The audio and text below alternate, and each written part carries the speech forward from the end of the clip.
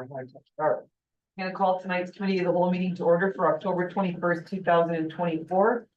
I'd like to recognize tonight that we are on Treaty 5 territory, ancestral land of the Shuswap Cree Nation and homeland to the Red River Métis. I bring regrets this evening on behalf of Mayor Smook, who is at home under the weather. And I will look now for an approval of the agenda. Councillor Fitzpatrick, Councillor Saw, all those in favor?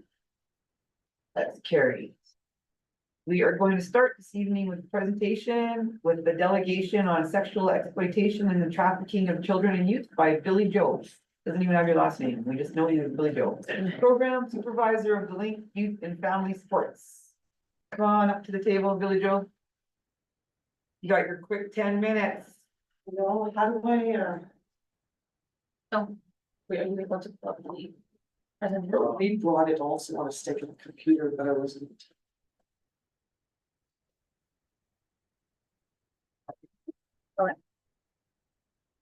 Does it sit here? It is something. Yeah, don't follow us also. You can see.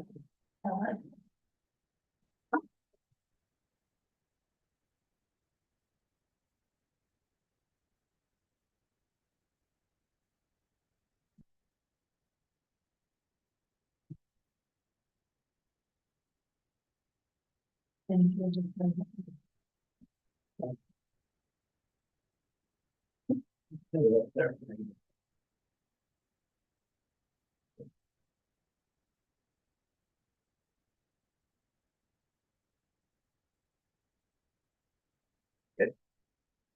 I think we're good. That just took 2 minutes of your 10 minutes. No, I only I'm have to kidding. eat. Just kidding. Hi, Go ahead. Floor is yours. thank you so much for having this. As you know, my name is Joe. This is Corbin, case manager on the Streeters team. So Streeters is part of the government's initiative to combat the sex exploitation and trafficking of children and youth across the province. The strategy is known as Tracy's Trust in honor of Tracy Owens, a young lady who died by suicide in August of 2005 at the age of 14. She died by suicide in Winnipeg. She was from Grand Rapids. And an inquest into her death detailed a life full of abuse, instability, addictions, disconnections, and a failed system in sexual exploitation. She was very young when she ended up ultimately in a group home in the city of Winnipeg and pulled into the sex trade and sex exploited and fed drugs on a daily basis in exchange for crack cocaine and other drugs. When the province initiated a inquest into her death, they realized that Tracy's story is not an isolated one, and many young Indigenous women and girls are being targeted across the province.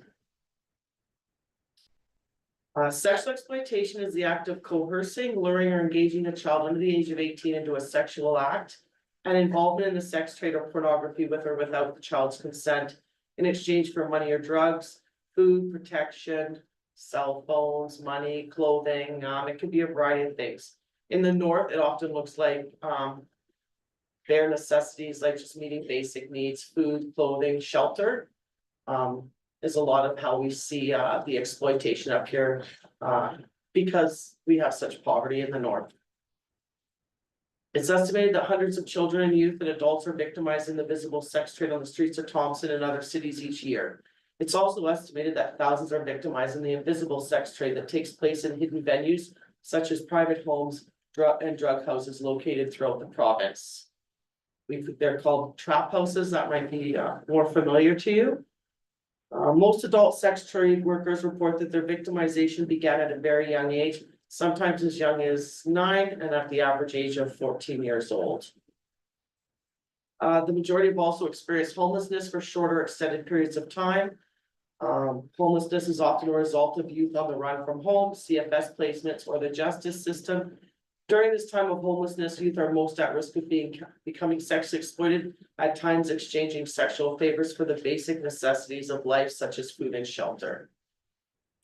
Without intervention, these youth are at great risk of violence, including abusive relationships, sexual assault, homicide, STBBIs, gang involvement, early pregnancy, mental health difficulties, academic difficulties, involvement with the child and family service and justice systems, long-term dependence on social services and government assistance, and raising children who are much more likely to be caught up in the same cycle. So the legal age of the legal age of consent in Canada is 16 years. There are exceptions. People under the age of 16 can have consensual sex with someone close in age. So that prevents kids, they can explore their sexuality and be healthy and stuff like that. This is to prevent adults and predators for preying on them. So 12 and 13-year-olds can consent to a 2-year difference. For the 12 and 13, it can never be under 12, it can only be up. So anyone under 12 can never consent to a sexual act regardless of age or anything else. 14 or 15-year-old can consent with a 5-year age difference. And these exceptions only apply if the older person is not in a position of authority or trust and there's no exploitation or dependency. Sextortion. I'm not sure if you're all that familiar with it, but it's a huge problem nowadays with a lot of our youth. It's happened to several kids in Thompson across the province in Canada, where youth are tricked into sending their nudes. The minute they send them, they're getting emails back of their pictures and also pictures of their family members who are on Facebook with them. And then these people are threatening to release these pictures to their mom, grandparents, unless they send money with timelines. It's horrifying and kids are scared and they often end up internalizing this, not going to an adult, not saying anything. And some have just been so traumatized and terrified that their pictures are going to be released, that they've taken their own lives. It's a huge problem. And oftentimes these people are in other countries, sitting in rooms. It's business for them. It's really hard to track them down if they're all the way in the Philippines or across the world somewhere. So it's important if you know someone or it's one of your kids, that you're telling them to stop the chat, to take screenshots, to block it, to report it. Cyber Tip or the RCMP will tell you what to do, to guide you, tell you what not to do. Don't send anymore, don't pay, don't respond, don't continue. And also, and again, report it so that the RCMP or ICE or whoever can do their investigation. Story Reach has 4 objectives. Number 1, we locate and return youth. Number 2, we want to identify offenders in the community or places that we know youth are being exploited. We want to work with other relevant stakeholders like the RCMP and other child welfare agencies to work collaboratively to kind of build capacity in our community to try and fill some of those gaps and prevent so many kids from going AWOL or going missing. We also want to identify appropriate resources and supports to meet the youth that we have attached to our program, so we can help try to stabilize them and get them off our list and attached to the appropriate resources so they can start healing or getting the help that they need to start moving forward. Here are some of our stats. This is the first year we started operating. You can see our kind of like our police arrests were high. Maybe our transport assist in the first year. We want to always see those go down. We want to be able to locate kids and return them, ideally without any police involvement. We would also like to be able to pick up our kids without needing RCMP assistance to return them. So we want to see our address checks really high. We want to see our relationship building high. And we want to see our police arrests and transport go down. And we'd like to see our returns go down too, so that we can identify that we're locating kids in the nighttime and in the evening as they go missing and returning them to where they're supposed to be, so they're not generating a missing report. They're not missing all like overnight unaccounted hours where we don't know what's happening to them. So that would also keep our numbers low. So you can see on our last year of stats, we started out with 31 arrests in our first year, and now we're down to 8. We want to keep those numbers really low. Obviously, there's the lack of resources in Thompson with, like youth IPTAs or youth beds for intoxicated youth, so unfortunately, sometimes as a last resort, our youth need to go to cells. Even though we obviously don't want them to be there, that's the safest place they can be at that time. We've worked to secure 3 Child Sexual Exploitation and Human Trafficking Act orders against different offenders in the community. This law, or the CHEETAs became law on April 30th, 2012. The law creates a protection order for victims of human trafficking or child sexual exploitation that offers protection to the victims by requiring the respondent, the offender, to stay away from the victims. The law also allows a victim of human trafficking to sue the trafficker for money. This is in effect for 3 years, these orders, regardless of whether or not the youth turns 18, so we can have the order put in place at 17. That order would stay in effect even after that youth turns an adult. It stays in effect for the 3 years. And it has some teeth. If you're caught breaching that order, you are picked up and arrested and you receive a court date and stuff. It has a little bit more teeth than some of the previous, like interfering with a child in care, harboring, some of those things that we used to try and use. We also initiate and assist with a lot of no contact orders and often provide our documentation to the RCMP or childcare agencies that the youth may belong to support various charges, whether it's a sexual assault, offender breaches, things like that. Keep them away from our kids. Some of the collaborations we have is we do attend and do some education at the taxi licensing certification. I just call it taxi school. But we meet with the taxi school to go over some of the laws and expectations and child exploitation and trafficking, and also, you know, how they can also play a role in town to report things and stuff, because they're out in the community. They do things and go places at different times of the night that we don't and aren't gonna see, so they're valuable in terms of being able to provide us with some good information. We co-chair the Sex Exploitation Action Team. We sit on the FASD Coalition. We work closely with the Manitoba Advocate to make sure all our kids' needs are being met and they're not falling through the cracks. And we have partnerships with the school district, Mystery Lake, probations, RCMP and such. Here's our business card with our contact information. And then I'm just gonna skip to the last slide. We're hoping to provide these presentations to council, the chamber, the hotel association, and other like-minded businesses in town to break you in. So hopefully you'll attend our December 4th one-day forum on sexual exploitation.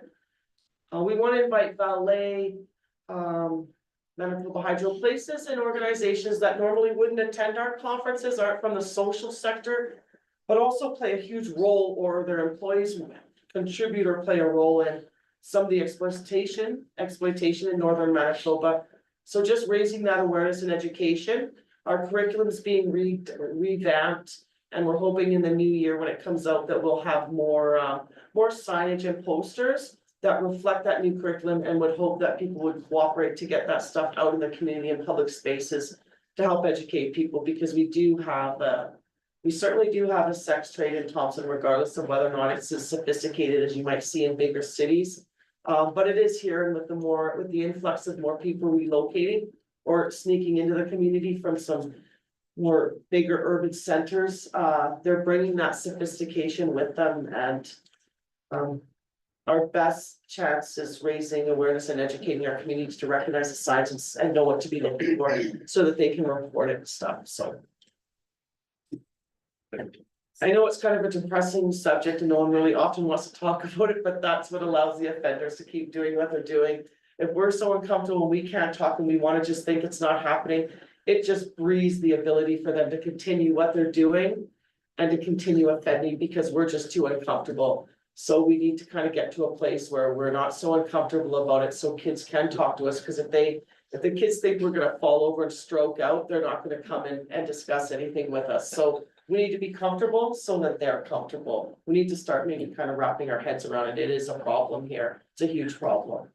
Thank you. So, thank you. Thank you for your presentation, Billy Joe. And I didn't ask for any money. Not yet, that's the No, I'm point, not that's gonna. the short Yeah. December fourth. No, thank you, and your job and Corbin and your team's job is very difficult. You're champions in our community, and thank you for what you're doing day in and day out.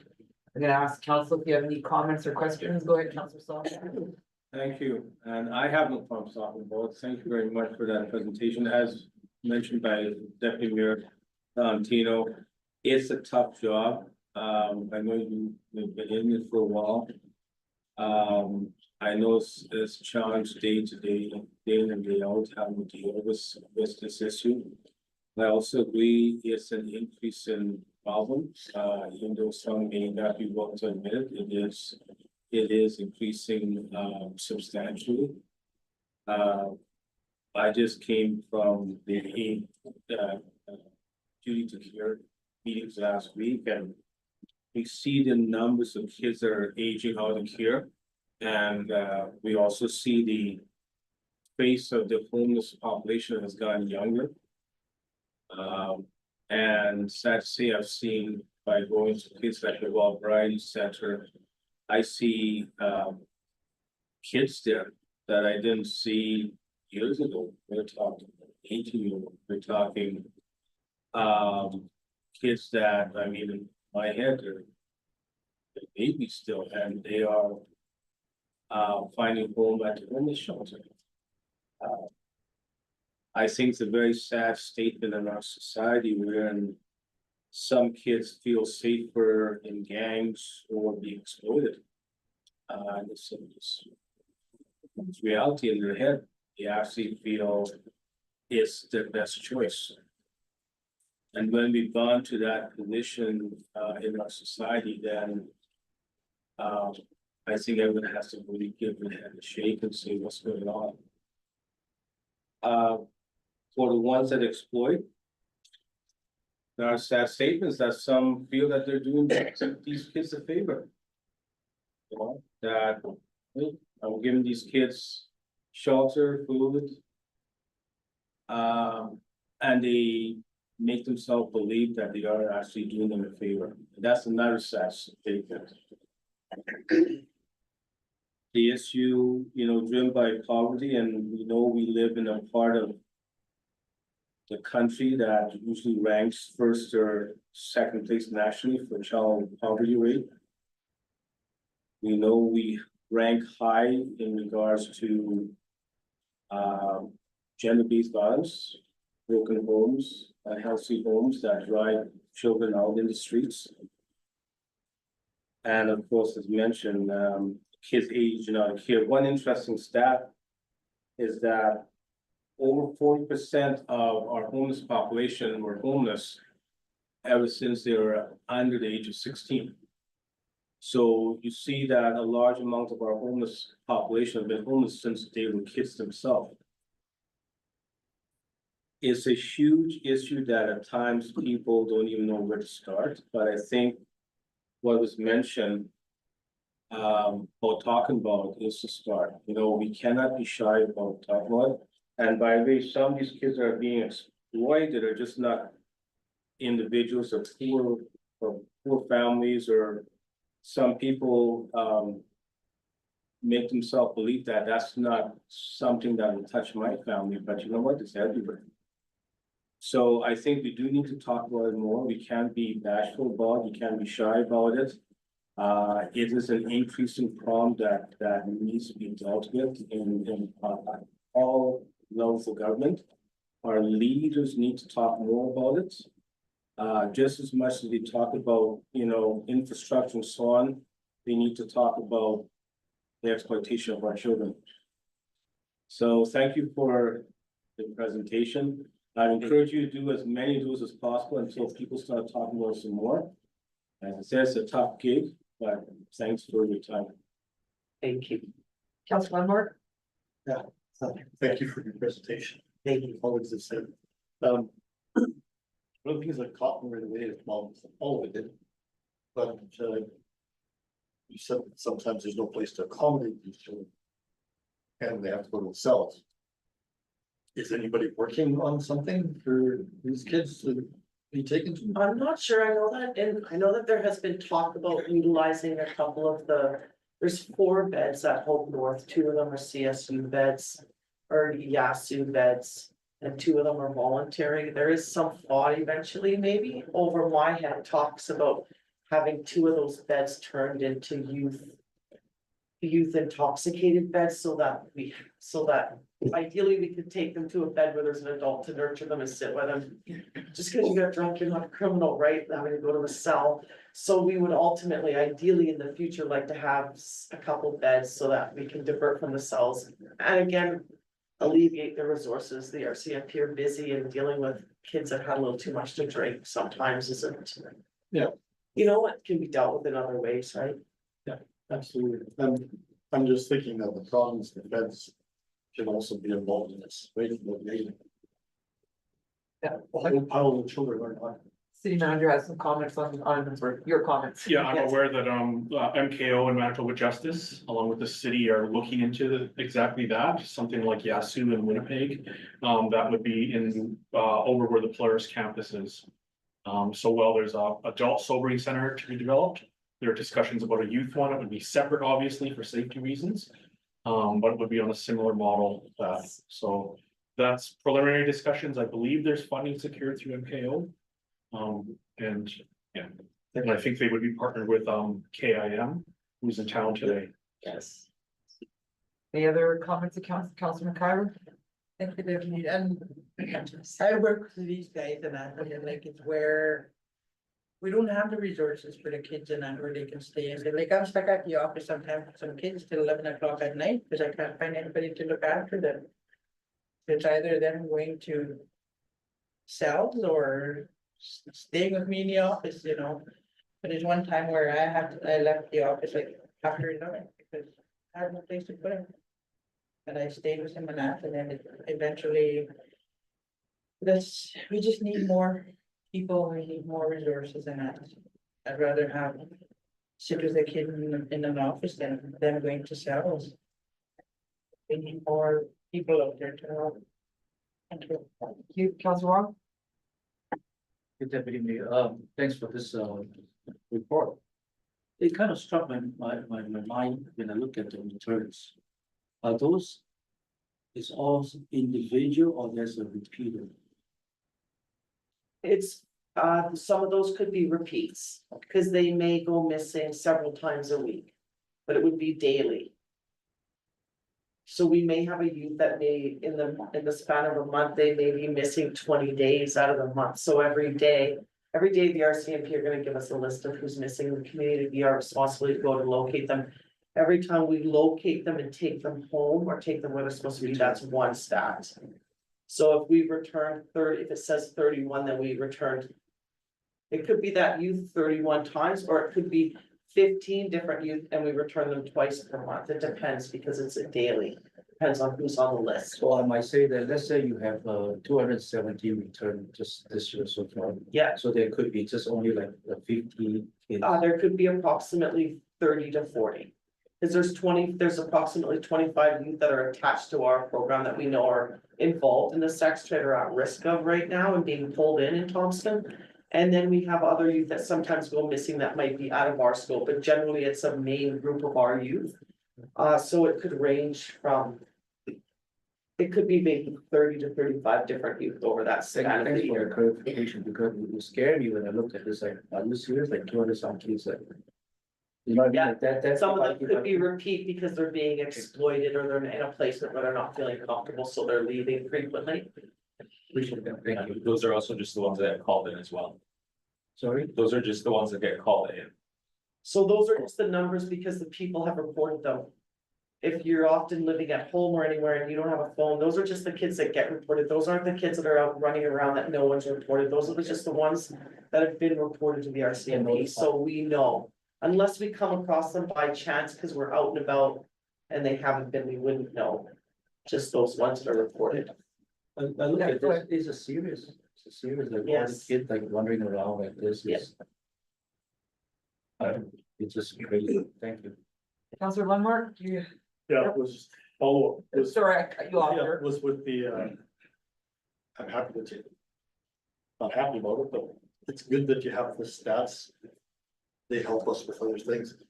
And I don't know if you've talked to MKO, those, like our city administrators talked about. Yeah. It might help them with coming up with funding. Yes, When absolutely. they have that, and then are you part of our community safety and well-being committee? Yes. Yeah, thanks.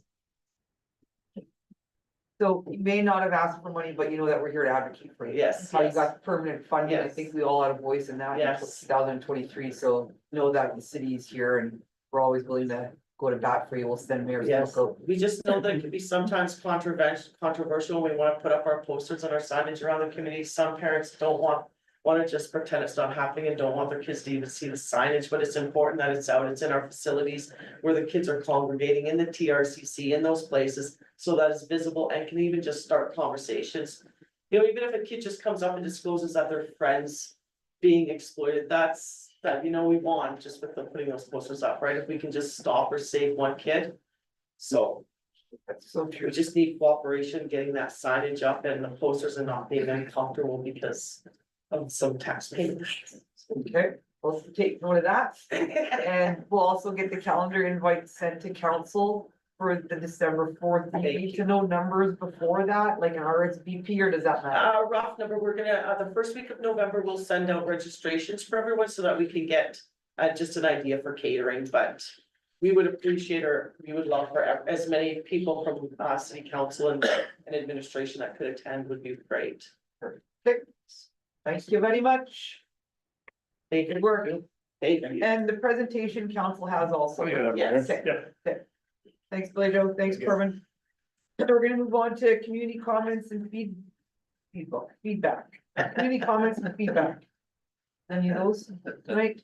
Ron Mattachuk, 20 Ash Street. I noticed the water line going across Oak Street has been removed within the last week, but the speed bump is still there.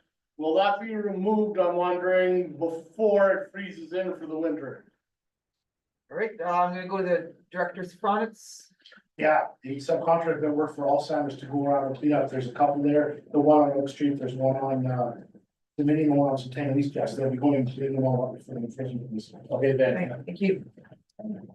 All right, we're gonna go to report 6.1. We have our RCMP report this evening. You mean the mayor, council?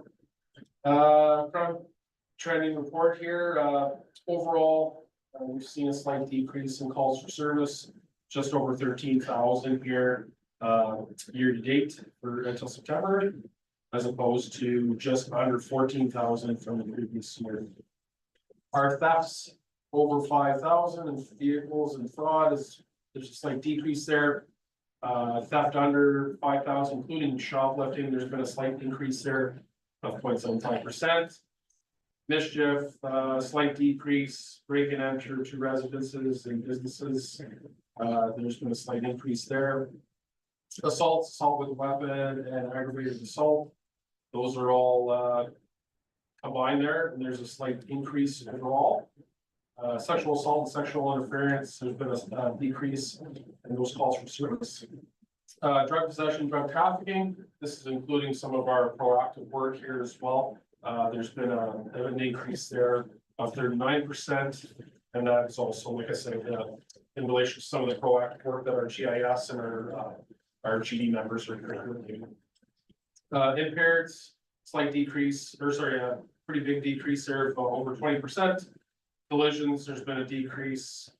Public disorder, IPDA, cause of service, mischief, etc. Those have been an increase here as opposed to last year.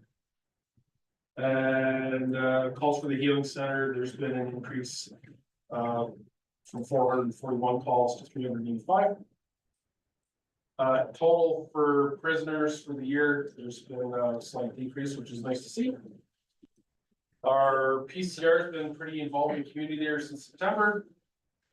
They've been visiting the schools, obviously, for the start of the school year. They helped out with the Roots of Hope Community Suicide Prevention Committee meeting. They attended the Men Are Part of the Solution meeting regarding point in time to come from homeless. They attended the Manitoba Advocate Children and Youth Addiction Roundtable. They also did a few community events here, so the walk for FASD, the walk, Take Back the Night Walk, for the Women's Crisis Center. Then they also attended the MKO Orange Shirt Day March. And they also assisted with the Thompson Society, Sikh Society of Thompson Parade, where a number of our members attended that. And there was some late additions here for our proactive work here. I can have Carlo resend that here, but from our GIS team and proactive work in the back, 2 offender management files were opened. 2 prolific offenders were arrested on warrants. And then in September, they executed some search warrants here with the assistance of the general duty members. September 13, the CDSA warrant. So Controlled Drug Substance Act warrant. 4 ounces of cocaine was seized, hydromorphine, pills, scales, drug paraphernalia, about $1,500 in Canadian currency. Out of that was 4 that were arrested, 2 were charged, and 1 male from Ontario was remanded into custody. Also September 13th, there was a traffic stop, which later resulted in a search warrant. We seized 5 ounces of cocaine, a rifle, drug paraphernalia, scales, $500 in Canadian currency. 1 male was remanded in custody, and a female was released on conditions. On the 15th, they executed a firearm search warrant, a discharge to intent investigation where 2 firearms were seized. And a SUV was seized and also searched, and one of the firearms was in there. And September 9th, sorry, 40 grams of cocaine was seized in another drug warrant, and about $20,000 in Canadian currency, multiple weapons.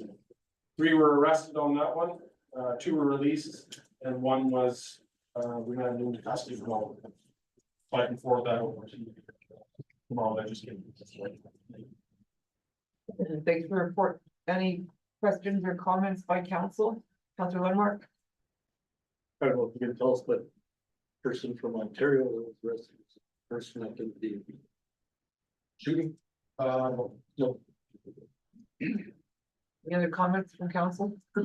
Councilor Saul? Thank you, and thanks for the report. I just have one question, just following up on when we were talking earlier today. The crime severity index, the 2023. We know that the violent crime index, Thompson, as you mentioned, over the last few years has been up there. I know we're way up there, over 1,000 compared to the second place. I think it's somewhere like 6 something. I was checking out your report here.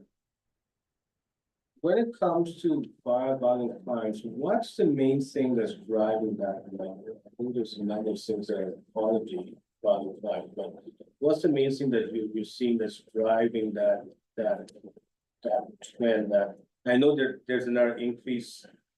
There was an increase last year. We'll see what happens this year, but what's driving that? There's a fair number of things, so just to pinpoint exactly 1 or 2 things would be kind of tough. I can look into that further and see what we're having for stats and get back to you as to what is exactly driving that. But usually if there's alcohol involved or other drugs, that's normally what's contributing factors to violent crime here. But just to say that those are the 2 sole items that are contributing to that, I wouldn't be able to say for sure without having that information. Okay, go ahead. And I like that comment in regards to the underlying drivers, because in the CSI, we always see these numbers, right? But we don't see a deep dive into the numbers actually. I mean, we have our assumptions. I think we all tend to think what's driving them, but it'd be good to see it on paper as to what are some of those underlying factors that are driving it, because I do notice that even though we have the non-violent CSI numbers, we were like in second place. Overall is in second place behind for 10,000 more. But I was just curious about that violent crime CSI one that was so high compared to second, and yeah, but that'd be good if I can get some details on that. I can look into some stats here and get back to you. Sure, Councilor. Thank you. Anybody else, any comments? Councilor McIver? Thank you for your report. The other question I wanna ask is like with your aggravated assault. Do you know? Like.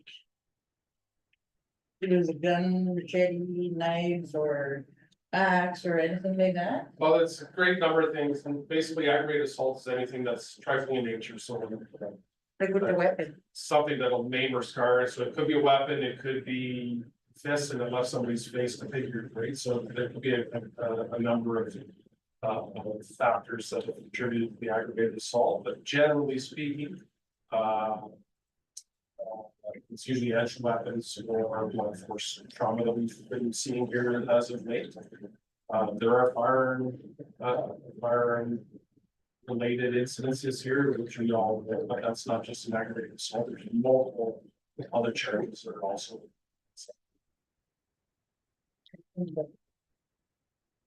Council, any other comments or questions? I have two. One is the new legislation by the province about the machetes or the sales. Or with knives and machetes, I think. Yeah. So is that a problem here that your department sees? Like, will that help, do you think? Yes and no, like we do see machetes, and other edge weapons like kitchen knives or some things that are just as simple as like a kitchen knife from Walmart in the knife block, right? So we've seen like steak knives and things of that nature, so it's basically any kind of weapon of opportunity that we've seen, and sometimes it's something that is very simple in your household, but it's modified to cause a lot of damage, right? Like table legs with a nail in them. We haven't seen too many of those around here, but like instances like that in outlying First Nations communities or places of that nature, I've seen that where it's just a table leg with a knife or with a nail on it, right? So it's to say if it would help, that'd be undetermined right now, but I mean, might limit, it might contribute to other types of weapons spawning. Just by taking the golf club, something that you can also buy, and have us also golf clubs in the past, right? Baseball bats, so those are all sporting goods, but it can be used for damage if that's the intent of the person. That's true. Okay, my other comment was just, council can see there's also, it's a locked version, but of the mental health calls. And we are addressing this and we've tried to address it over the years, numerous times. But we did get the ear of the minister today, and we thank the RCMP for joining that meeting to try, and because we all see, the public sees the RCMP vehicles outside of our Thompson hospital. So they have places everywhere in the south, but not in the north, to work on this problem. So we tried to raise that issue again with the minister and staff to say, we need this in Thompson, we need there to be a mechanism in place that our RCMP can hand over mental health patients to those professionals in the hospital and not tie up our RCMP resources to be sitting there. So that's a document with hours that we need to continually see, because it's a conversation that we've raised again with the province to hopefully alleviate our RCMP resources so they can go back to being RCMP instead of sitting at hospital. So just a comment on that. Thanks again for joining us today to that meeting. We'll move on to 6.2 unless there's anything else. 6.2, Thompson Fire and Emergency Report. Thank you, Deputy Mayor. Good evening, council. We'll start with the second bullet first with respect to the fire and ambulance response report, just to go over some of the numbers there.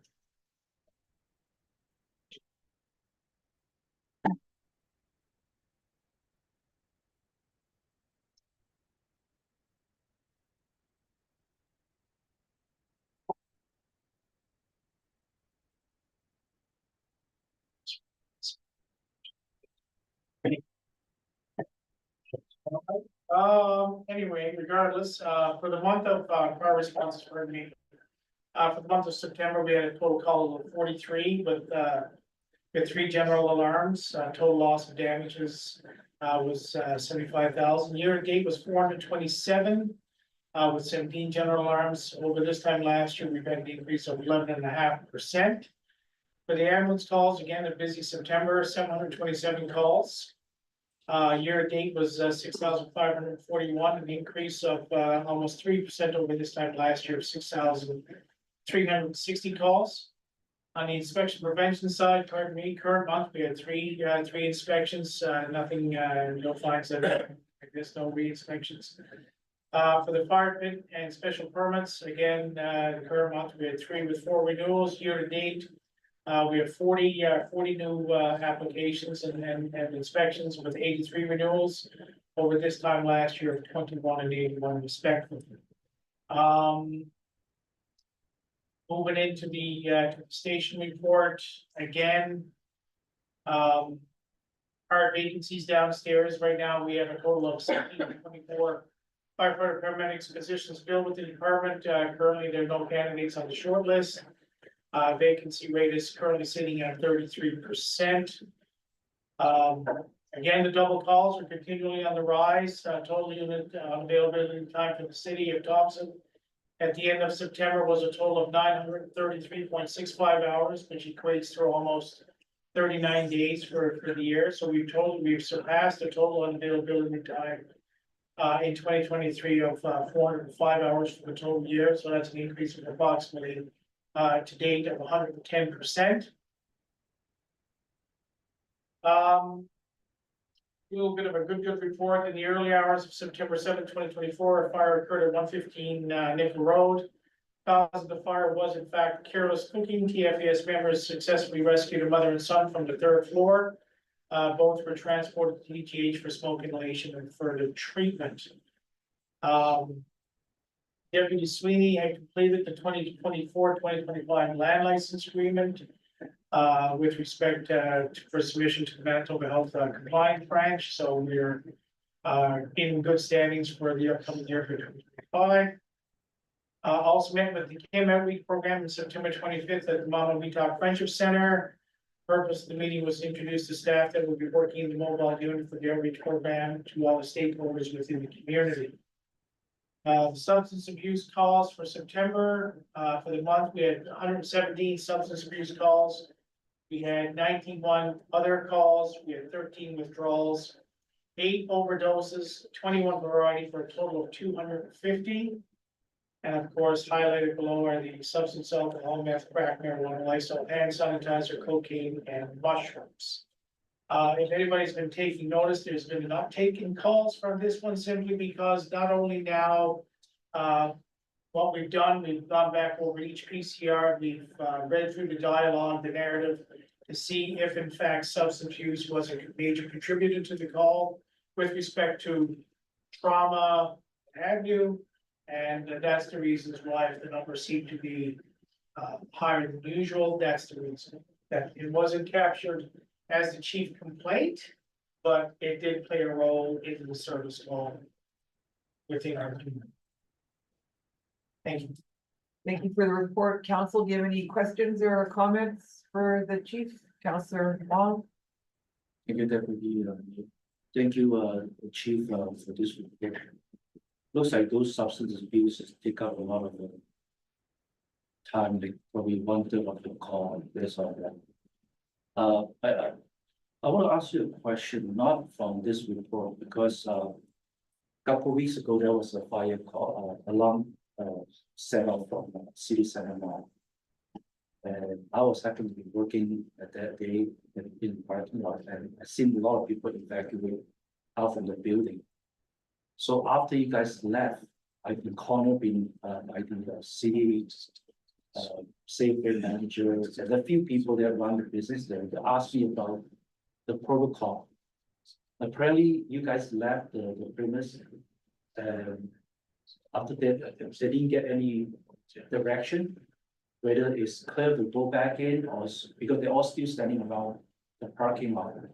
So I say, I don't know, I assume you would tell them like, good to go back, or still not safe to go back, I don't know. So I'd like to ask you this question, what is the actual procedure? Well, again, there's been some updates to the current alarm system for 300 Mystery Lake Road. In the past, prior to this upgrade, the main panel would have to be reset, if you will, actually, in the electrical room next to the washrooms in City Center Mall. Because of the upgrade, the annunciator panels located in Safeway and Walmart now talk to the main panel. So we reset the annunciator panel. There was a delay of 30 seconds for them to communicate, and the alarm panel now, without physically going into the City Center Mall, will now reset. Prior to this upgrade, they didn't, so we acknowledge the annunciator panel, then go back in and reset the alarm panel for 300 Mystery Lake for the City Center. Whether there was communication or a memo released by the owners of the City Center Mall, I don't know, but that information should be communicated by the third-party contractor saying, hey, there's been an upgrade. So you may not see the fire department coming and resetting the alarm panel in advance. We reset the alarm panel in Walmart, and we gave the all clear to Walmart to come back into the store. And it's my understanding that the city center side, the other portion actually saw people coming in, and they took it upon themselves. Well, if the fire department is allowing them to come in, we'll allow our customers to come into this side. So, bit of an educational moment. We sat down with mall managers and briefed them on that, and that was the explanation. So we do have a game plan so that everyone is on the same page moving forward in the event of a call for service for that information. Okay, appreciate that, thank you. Counselor Saw?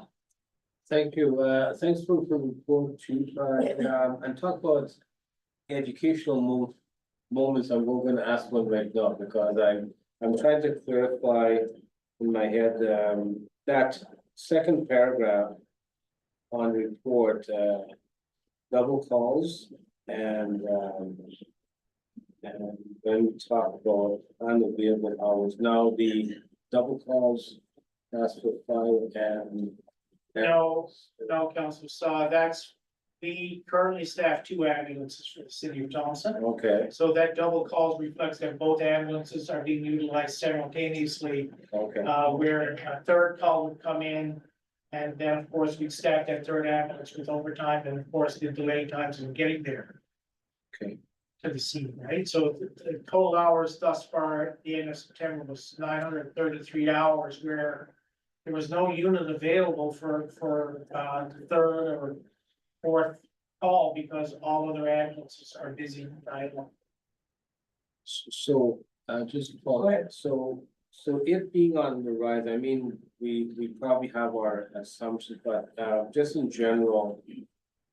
That increase, and when we say rise, I'm not sure what percentage, but, what's driving those rises? Are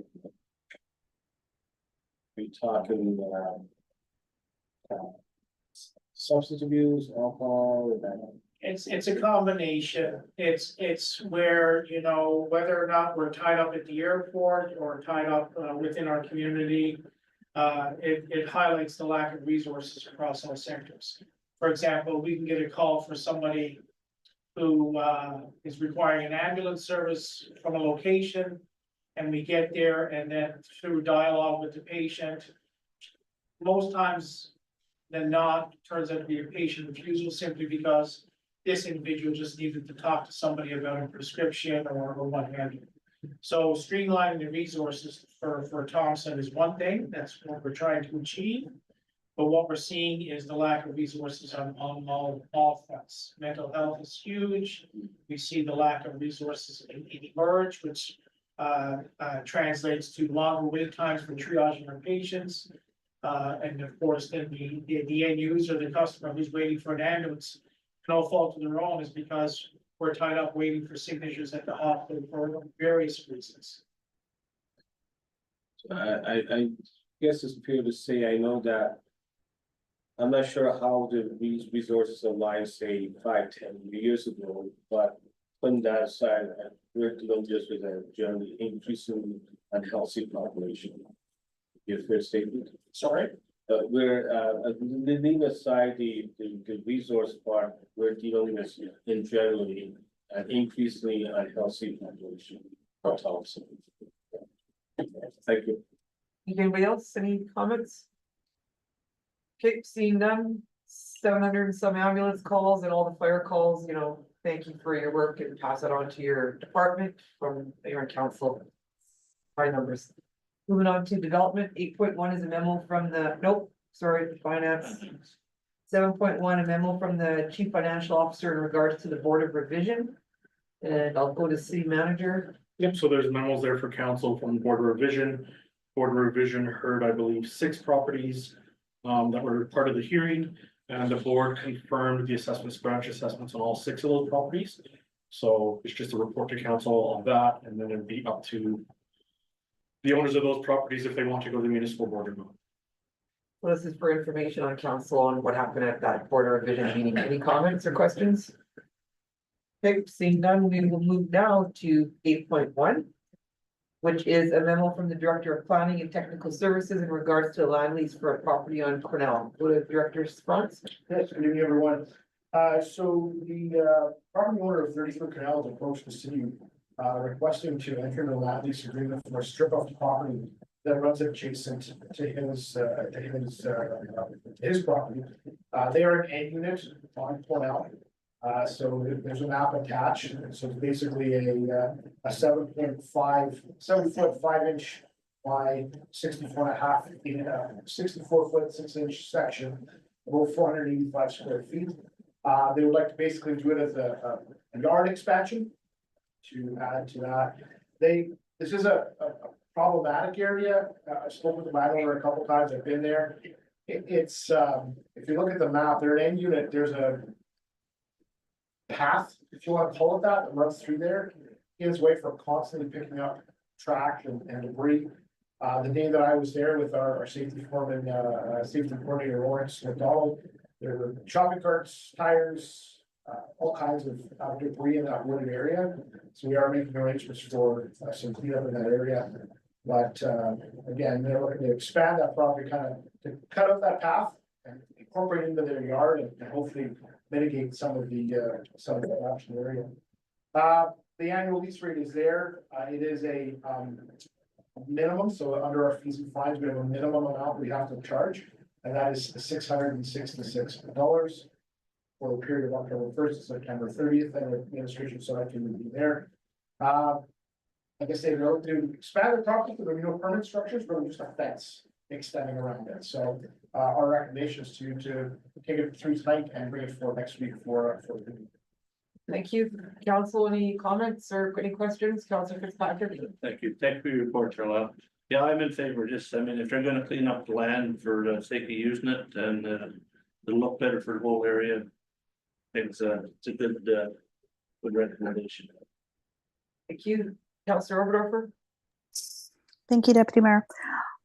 Just a question about the I guess neighboring this lot. It looks, if you look at the map, it looks like there isn't any lots that continue on past that. I just wanted clarification on that though. That's correct, Counselor. There are no lots further on. That is kind of a green space, green space, park space, reserve space. There are no surveyed lots beyond that area going forward. Okay, thank you. I have no concerns with this then. Thank you. Any other comments? All right, I'll look for a show of hands to move this forward to council for resolution. All those in favor? Aye. Thank you. We will now go to 9.1 is a memo from the senior executive team in regards to Manitoba growth and renewal opportunities for the municipality Manitoba growth program that was released. The 3 bulletins and information is attached, and I'll go to city manager to walk us through. Sure, the province has announced a new program called the Manitoba Grow Program, which is growth renewal opportunities for municipalities. They're gonna be providing $42 million of funding for 24-25. And the funding is under a number of different categories: public safety, roads, bridges, and active transportation, recreation, multimodal transport, and solid waste management. I've attached a guide for council's review, and the GROW program will fund 50% with the municipality responsible for the other 50%. There's a tight turnaround on this. They would like the applications in by November 15th. And I believe upon our review, it looks like council can apply for 2 projects under each category, which is quite a bit of work. So we put together a list as the senior admin team, kind of some ideas for council to consider. We have an additional one that isn't in your package here, but we really wanted to know, where does council want us to focus our efforts? Understanding that we probably don't have the resources to put together 10 applications. We're probably gonna be able to put together 2 to 4 applications. So just really looking for where council would like its focus. And I believe there's an additional project, Lyle, that we believe there will be some work in the coming years. I think the project money has to be spent within 3 years of award. And one of the additional projects would be lights at the intersection of Thompson, the TRCC Drive, UCN Drive and Thompson Drive. That could be an additional project. Okay, so for council, I'm hoping that you have had a chance to really review this, so you can see, so each category, there is the opportunity to apply for 2 projects. Like administration has said, that is a big undertaking by November 15th, so we need to be realistic in projects that we have that we could maybe add on to. I'm gonna go to city manager, he's cut me off. So I think just to make it a bit easier for council, we believe there's a desire from council on transit. So one project we recommend that would be very quick for us to apply is for a new transit bus. So that would be a recommendation that we'd make. We believe that the additional paving linked to the ICIP projects. So a number of times we have the projects, they're paving an area, but it leaves an intersection out. Or sometimes it's a small road that connects the 2 roads, so everything in the area is paved, and then we have a last piece that's left unpaved. So we think that those areas would be good projects as well to apply for. And then I think we also want to do some drainage on Hayes Road and Severn Crescent. In the industrial area, there's some very poor surface drainage. We believe that would be a worthwhile project to pursue. So that's just from our perspective, but we have a number of ideas there. Okay, Councillor Saul? Just one general question, and thank you for the report. It's more because I've been here too long, but do we have like a 5-year capital plan that we use as a guide when it comes to some things we want to apply for? We do have a 5-year plan, but sometimes with these ones, because they drop the program on us, we try to pull things up that might match with that, but right now, a lot of our focus has been our ISIT projects, kind of taken over our focus because of the size of the projects. Okay, but if there is an alignment with our 5-year plan to what you're recommending. So all those would align with that, council's priorities. Okay. The only other one that I think that we should have a look at is there's a leachate pond at the landfill. Under previous council, there's a project on that. It was canceled. Conservation's kind of given us, I wouldn't say a warning, but it kind of put us on notice that we have to come up with a plan. Or we could get a warning or a fine, because the existing system is at capacity. So the project was canceled by previous council, but nothing's been done, and conservation's kind of said we've noticed, so. That would be another one it's a regulatory requirement. It doesn't necessarily have to be done through this grant, though. That could be done as a separate initiative. Just to follow up, Councillor Saw, so our 5-year plan is like what administration said, is these ISIP dollars, the 90 million. That's what they're doing the 5 years, like every year. I think now we're gonna be 6 years, but so that's the 5-year, 6-year plan coming from these ISIP dollars for infrastructure. So, I mean, so for me, I would think, yeah, we should continue these little ISIP patches that don't add. Councillor Overdorfer? Thank you, Deputy Mayor. Yeah, there are some projects that I see on this list that I think weren't being prioritized over others. But there are a few more too that I think that we maybe missed on the list that need to be considered.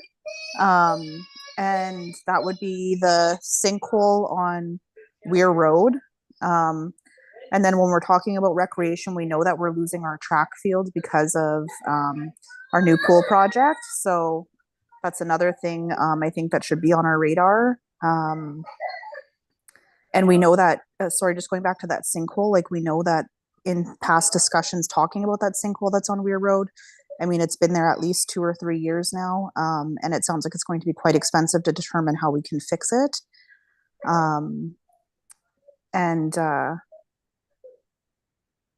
The other one that we've talked about a lot is the fire hall. And so I know we can't apply for everything, but yeah, I see some more of those infrastructure ones because we know how expensive infrastructure is, especially like the drainage, that issue with Weir Road, like those ones I see kind of as maybe being something we want to look at prioritizing just because of how pricey infrastructure projects can be. But that's just my thoughts. Thank you. Thank you, Councilor Woodford. Any comment for administration on those? City Manager? Yeah, I'd agree. We could have a look at those. We had discussed the track as well, so we could have another look at that. With respect to the fire hall, I think we also discussed that one. We can check again. I think to do that, we'd still have to do the study and engineering first. And I don't know if that qualified under this program, so we were gonna ask council as part of budget to give us dollars for that, so that we could have a shovel-ready project. Then our thought was then next year we could apply for a building if that's where council wanted to go. But we have to get that preliminary study and engineering design done first. So we'll look again and see if that qualifies under this program. I think we didn't include it because it didn't. But we'll check again. Thank you. Any other comments from council? Or sorry, Councilor Lenhart, you did have your hand up. Thank you. You're welcome. Okay, with public safety, I absolutely agree, land drainage system, and you gotta get water away from the road or it's just gonna not be a road. Like, it's a fact. It's the one way to mess up the road. And yes, I agree with the portions that we didn't put into the major ISIP project, where we have those corners and things that need to be updated, upgraded. I'm sure that with how big that project was, you can't capture every curb and all the other things that have to be damaged in order to fix the water and sewer and road.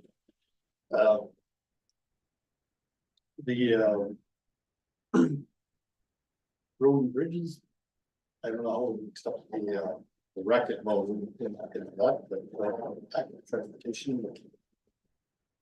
I definitely hope that we can look at how we're gonna do getting a new track. I don't know how laps are on that. I'm hoping that the youth out there will do the same. And the Millennium Trail, I always get questions about that, maybe just because I walk it so much. There's always people saying, how come you're not creating it and putting more garbage cans on it? And I know in order to do that, maybe we have to make it a project.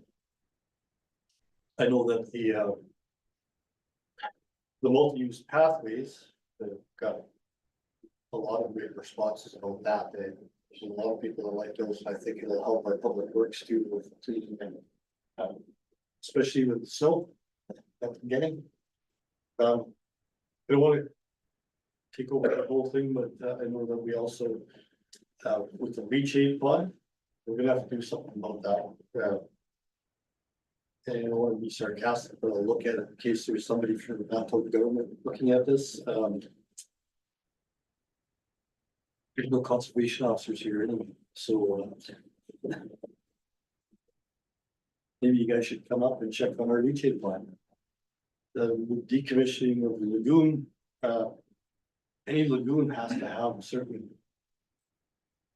clay permeability, which is very expensive to do, on the size of the lagoon.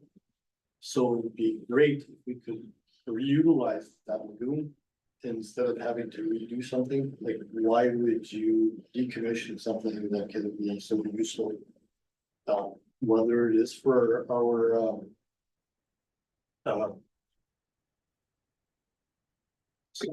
reclamation of soil garbage to turn it into compost, or to use it when our wastewater treatment plant is operating. You can de-sludge in a lagoon as long as you slope it correctly, de-sludge the sludge, and take that to the concentrator of the waste disposal site.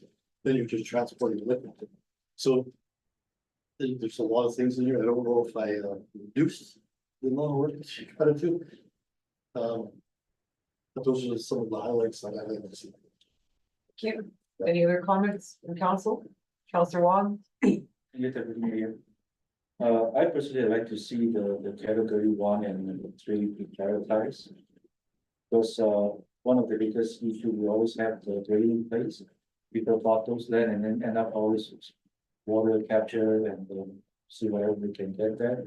And I also like to see more money continue to do the paving, ISEP project. And Millennium Chill, I don't know if we have enough staff to take care of it or not, but sometime maybe we should reach out to the volunteer group and see whether they can give a hand, provided the union room. The problem, you know what I mean? Those are sometimes the people who use it will have more idea to do the better job than the city, because the city just, unless they are part of it, otherwise they would not know what to do, right? I mean, part of the group, I'm talking about the user. Other than that, I think the rest, is it part, this is all you pick, or there's more you can pick from the category?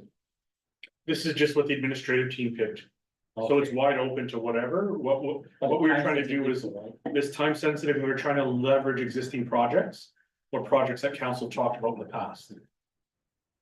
I'm good with the one I just suggested, but other than that, whatever it comes to it, thank you. Director Sprott, you have your hand up? Yeah, and again, I just wanted to reemphasize what Anthony's saying. This grant is specific to shovel-ready projects.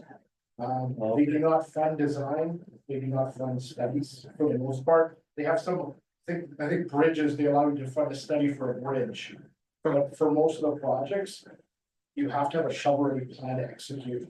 You can't go into the engineering and design with these dollars and execute anymore. So that's unfortunately what's led us to some of the decisions that me and Anthony and myself made when we came up with this lesson. Thank you. Councillor Oberdorfer? Thank you, Deputy Mayor. I guess just a few more comments to add. Regarding the amount of funding that's available, it does say that the pot of funding is only 42 million, which does not go a long way across municipalities across the province, unfortunately. So I think we need to make considerations with that as well in terms of the size of project that we're looking at proposing.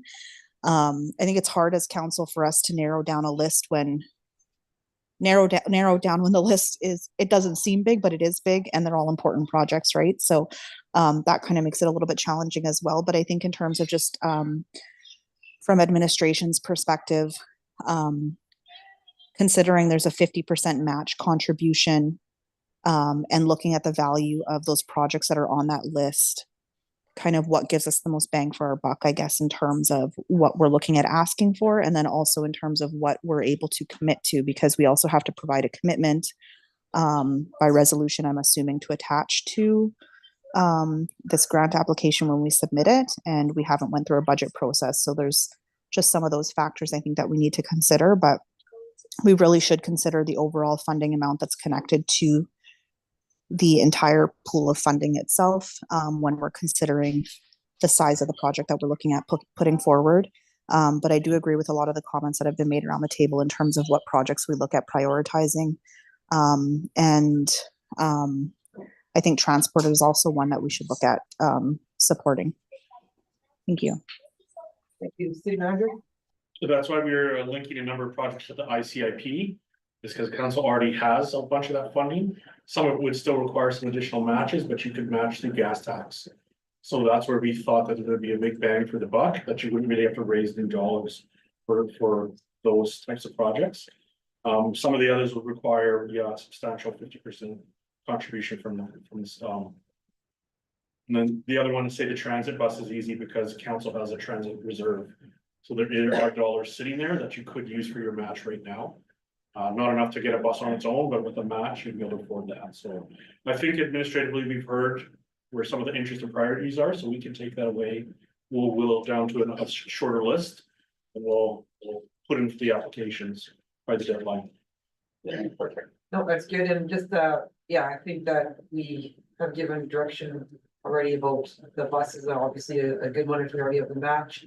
And if we're gonna do like IC category, if we're gonna do Hayes Road, because it's part of our ISIP, but we don't have the ISIP funding to do the storm system properly, then it would make sense to leverage those dollars to do Hayes Road properly when it's time to do it.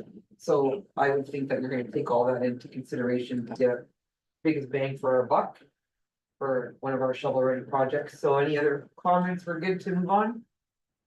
All right, good luck getting that in by November 15th. The last one is number 10.1, which is a proclamation from the mayor's desk. From the office of Mayor, whereas medical radiation technologists are an essential link between patients and a sophisticated medical imaging and radiotherapy technologies in Manitoba's healthcare system. And whereas the city of Thompson recognizes the vital contributions of medical radiation technologists to safe and appropriate healthcare in this province. And whereas other healthcare providers depend on the specialized skills and expertise of medical radiation technologists to ensure patients receive timely diagnosis and treatments. And whereas Medical Radiation Technologist Week is an opportunity to recognize and acknowledge the expertise and dedication of medical radiation technologists, as well as to encourage others to enter this vital profession. Now therefore, by virtue of the authority vested in me as the Deputy Mayor of Thompson the week of November 3rd to November 9th, 2024, will hereby be proclaimed as Medical Radiation Technologist Week in the city of Thompson, dated the 10th day of October 2024. And can I move for an adjournment? I move, Councilor Saw, Councilor Fitzpatrick, all those in favor, we are adjourned.